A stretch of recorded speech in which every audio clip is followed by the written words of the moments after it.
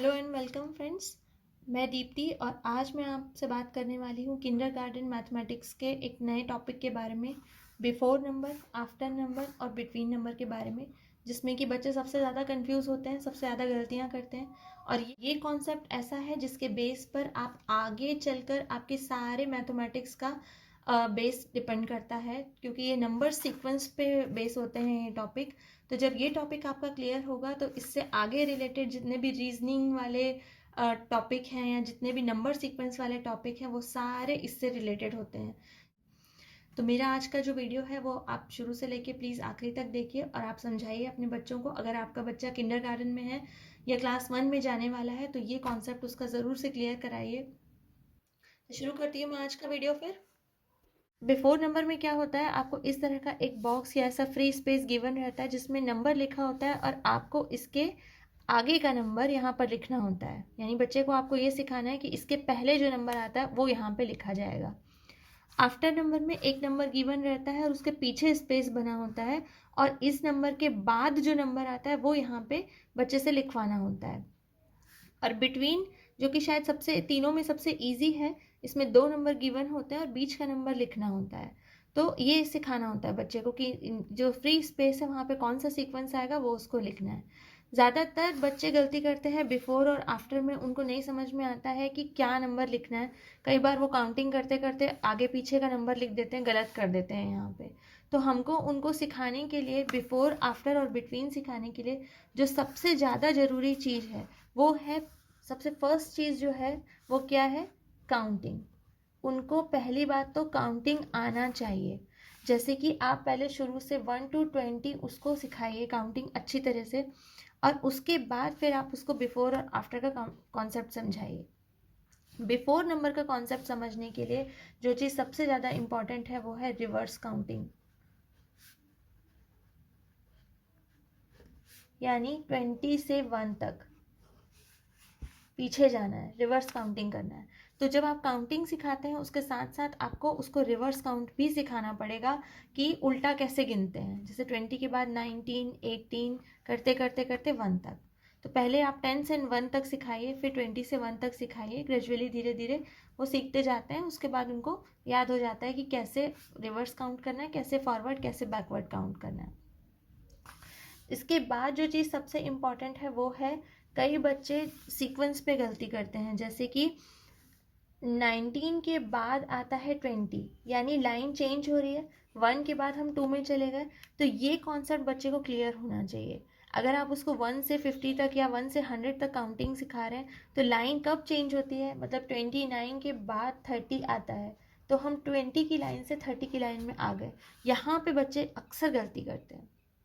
तो ये 3 कॉन्सेप्ट जब उसके बहुत अच्छे से क्लियर हो जाएंगे तब आप उनको बिफोर, आफ्टर और बिटवीन नंबर का कॉन्सेप्ट सिखाइए। तो सबसे पहले मैं बात करूँगी बिटवीन नंबर कैसे आपको बच्चे को सिखाना है।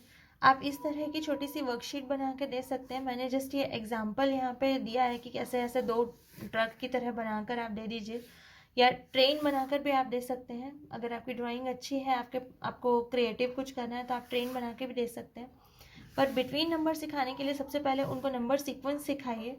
जैसे कि 1 to 10 तक ऐसे बॉक्सेस बना दीजिए और उसके बीच बीच के नंबर को गायब कर दीजिए। जैसे 1 आपने लिखा, फिर 2 छोड़ दीजिए, यहाँ पर 3 लिखिए, फिर यहाँ पे 3 के बाद 4 लिख दीजिए, 5 और 6 छोड़ दीजिए, फिर 7 लिख दीजिए, 8 लिख दीजिए, 9 की जगह छोड़ के 10।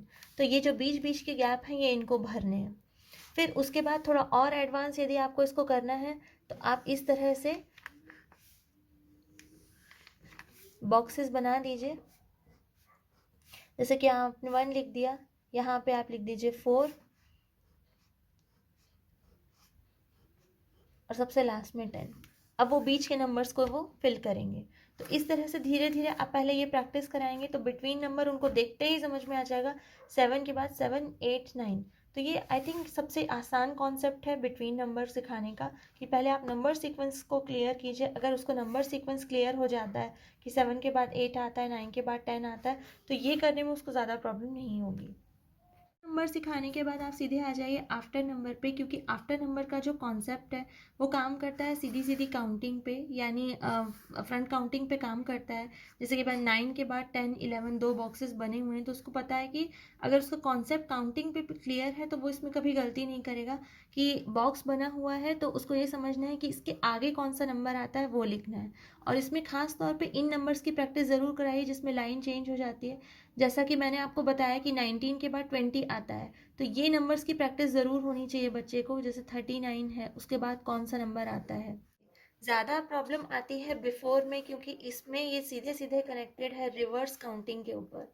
तो अगर बच्चे का रिवर्स काउंटिंग का कॉन्सेप्ट है, यदि आपने उसको ये प्रैक्टिस कराई है तभी उससे बिफोर बनेगा, नहीं तो उसको बहुत प्रॉब्लम जाएगी ये बनाने में।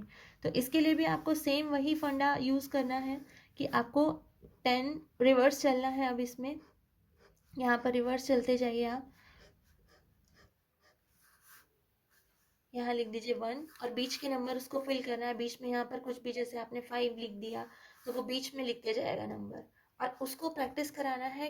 रिवर्स काउंटिंग कराते जाइए घर में भी बैठे बैठे। जब भी आप उससे बातें करें या उसको काउंटिंग पढ़ने के लिए बोले तो 1 to 10 तक यदि वो सुनाता है या 1 to 20 तक, तो फिर रिवर्स भी करिए कि 20 के पहले क्या आता है 19, उसके पहले 18। तो जब ये प्रैक्टिस अपने आप होती जाएगी तो फिर आगे जाके प्रॉब्लम नहीं आती है किसी भी चीज़ में।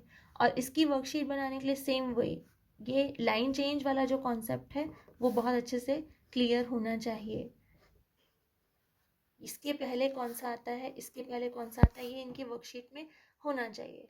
आप चाहे ड्राइंग जैसी भी बनाएं, सिंपल बॉक्सेस बना दीजिए या एम्प्टी स्पेस रख दीजिए, जैसा आपको ठीक लगता है। कोई उसमें प्रॉब्लम बहुत ज़्यादा नहीं है, क्योंकि जब आप कॉन्सेप्ट बेस्ड चीज़ों पे आते हैं तो यहाँ पर ड्राइंग डिज़ाइनिंग, जैसा मैं हमेशा अपने वीडियोज़ में बताती हूँ कि ड्राइंग या डिज़ाइनिंग पर हमको उस समय पर बहुत ज़्यादा ध्यान नहीं देना है जब आप खास तौर पे मैथ्स के कॉन्सेप्ट इंट्रोड्यूस करा रहे हो बच्चों को। क्योंकि कलरफुल चीज़ों से या ड्राइंग डिज़ाइनिंग से उनका माइंड थोड़ा सा डिस्ट्रैक्ट होता है और वो जो आप समझाना चाह रहे हैं उसको वो नहीं समझ पाएंगे।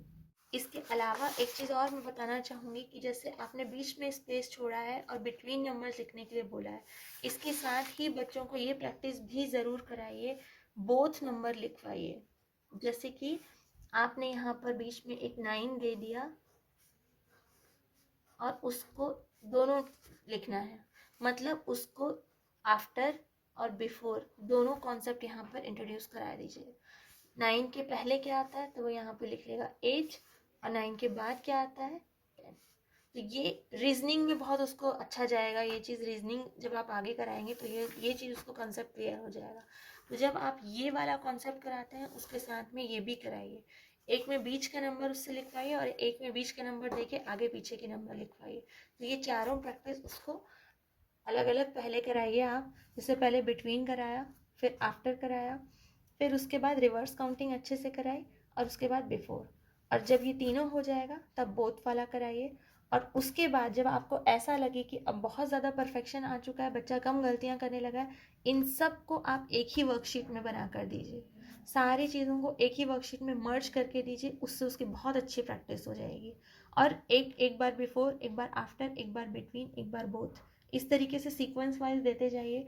तो आपको पता चल जाएगा कि वो कहाँ कंफ्यूज होता है, कहाँ गलती करता है, और फिर अलग से उनकी प्रैक्टिस कराते जाइए। कि मैं हमेशा अपने वीडियोस में बोलती हूँ ये चीज़ कि किंडरगार्टन के बच्चों को पढ़ाने के समय आपको बहुत पेशेंस रखने की ज़रूरत होती है। बच्चा वन डे में कभी भी कोई भी कॉन्सेप्ट ग्रैप नहीं करता। ये सब चीज़ें हमारे लिए आसान होती हैं, लेकिन बच्चों के लिए ये कॉन्सेप्ट याद रखना, counting, reverse counting, both, between, ये सब इतना ईजी नहीं होता है।